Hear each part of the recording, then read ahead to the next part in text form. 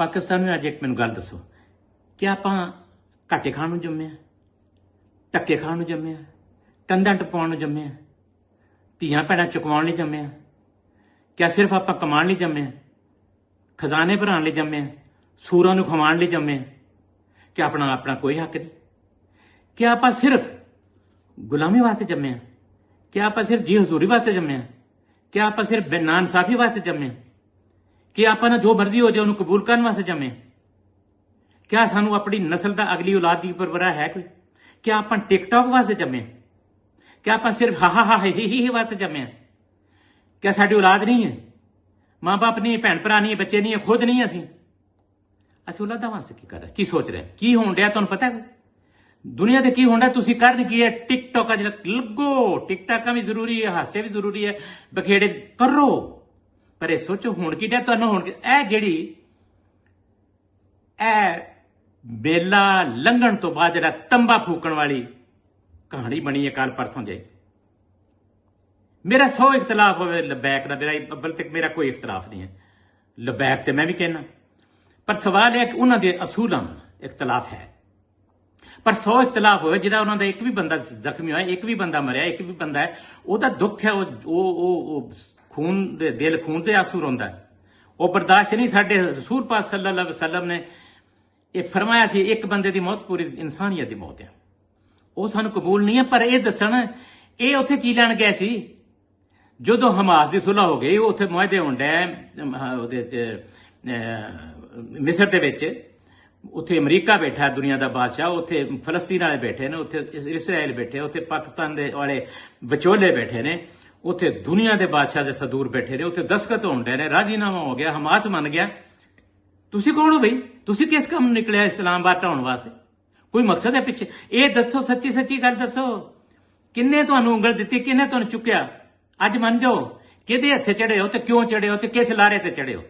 ਇਹਦਾ मतलब यह आ कि तुसी जिहड़ा सिर्फ जलील करने वास्ते पार्टी बनाई है, उस हस्ती दे नाल रसूल पाक सल्लल्लाहु अलैहि वसल्लम, असीं ते साडा मां प्यो कुर्बान उन्हां ते, तुसी बहुते हो उन्हां दे, असीं तुहाडे तो बहुते हैं, असीं तुहाडे तो बहुते नौकर है उन्हां दे, रसूल पाक दे, असीं तुहाडे तो बहुते नौकर है।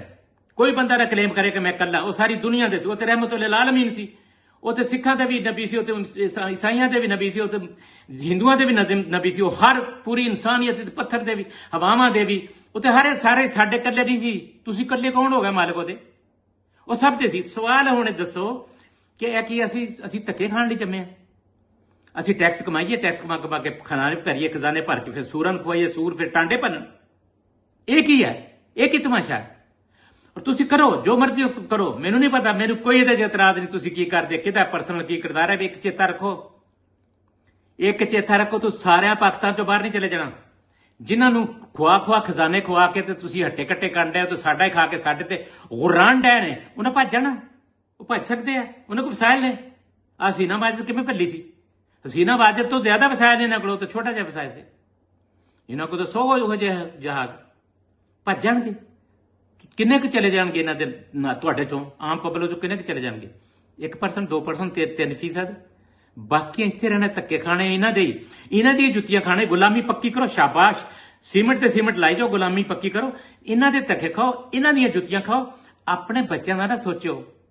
तुहानूं पता कि अज जे तुहानूं होश आ जाए फिर तुसीं इह बेज़मीरे जिंदगी बसर करन डे हो, मैं नहीं कहंदा तुसीं छुरियां कुहाड़ियां कड्डो, छवियां कड्डो, बरछियां कड्डो, बंदूकां कड्डो, कलशनखोबा कड्डो, तोपां लाओ, मैं नहीं कहंदा। मैं कदों कहना तुहानूं?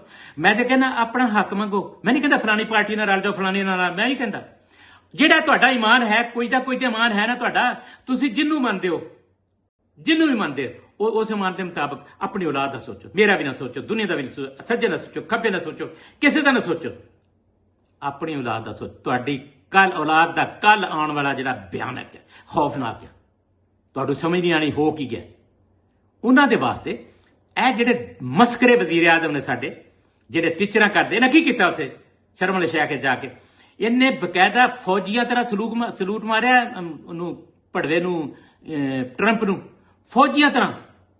लाहौर वजीर आजम पाकिस्तान, अच्छा उन्हें अगों उन्हें कमाल कर दी, उन्हें आख्या बई गल ही मुक गई हुण, ते उन्हें कहा जदों यह गल हुण मैं उन्हें कहा यार हुण गल करन लई रह के चलो वाइंड अप कर दें।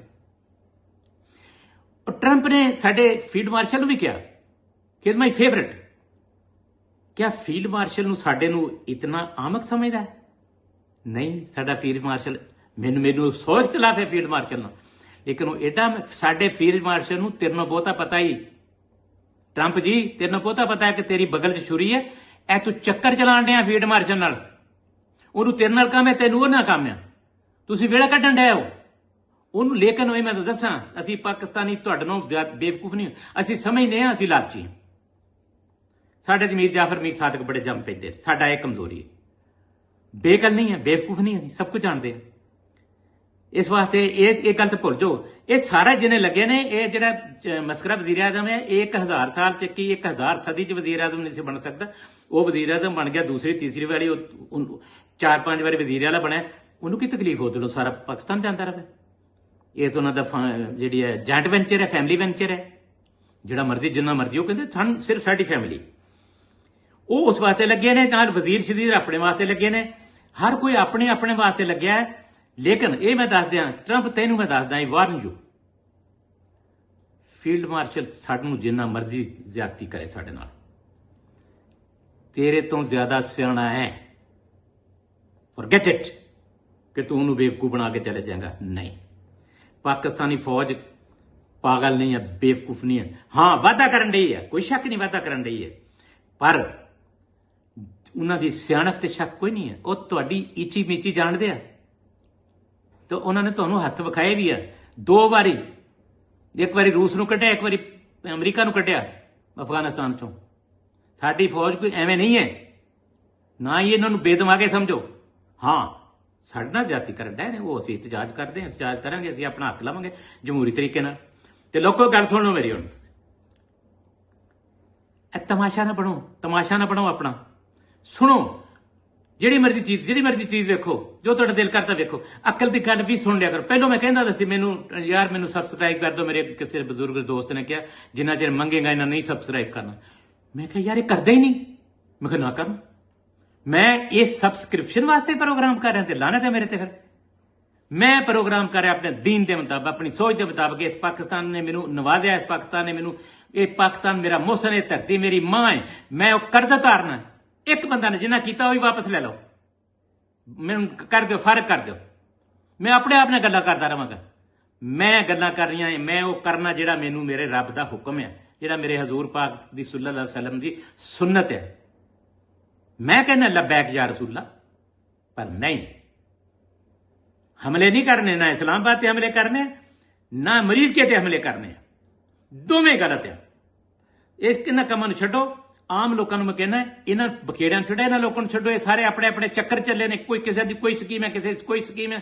ਇਹਦੇ 'ਚ ਬੜੇ ਰੌਲੇ ਨੇ। ਛੱਡੋ, ਤੁਹਾਡੀ ਤੁਹਾਨੂੰ ਕਦੇ ਪਤਾ ਹੀ ਨਹੀਂ ਲੱਗਣਾ। ਆਪਣੀ ਔਲਾਦ ਦਾ ਸੋਚੋ, ਆਪਣੀ ਔਲਾਦ ਦਾ ਕੁਝ ਕਰ ਲਓ। ਵੇਲਾ ਲੰਘ ਗਿਆ ਤੇ ਮੁੜ ਕੇ ਨਹੀਂ ਜਾਣਾ। ਮੈਂ ਪਿੱਟਣ ਡਿਆ, ਵੇਲਾ ਲੰਘਦਾ ਜਾਂਦਾ, ਜੇ ਲੰਘਦਾ ਜਾਂਦਾ ਤੇ ਇਹਨੇ ਦੁਬਾਰਾ ਨਹੀਂ ਆਉਣਾ।